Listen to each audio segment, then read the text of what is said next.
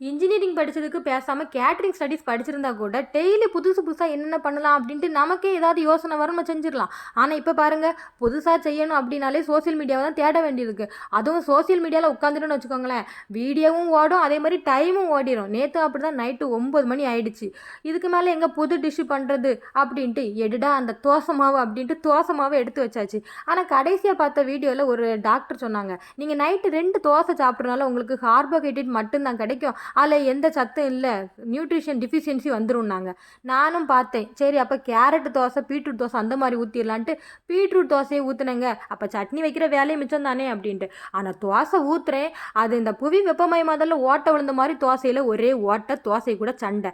கடைசியில் அடுத்த தோசையை ஊற்றுனா அது கரிஞ்சு போச்சு. இந்த பிஞ்சது கரிஞ்சதை எல்லாம் என் பிள்ளை குட்டிகளுக்கு தள்ளிட்டு கடைசியாக வந்து நல்ல தோசையில் கொஞ்சம் அவக்கடா பீனட் எல்லாம் போட்டு லெட்டியூஸை சைடிஷாக வச்சு என் பாசக்கார வீட்டுக்காரருக்கு கொடுத்தாச்சு.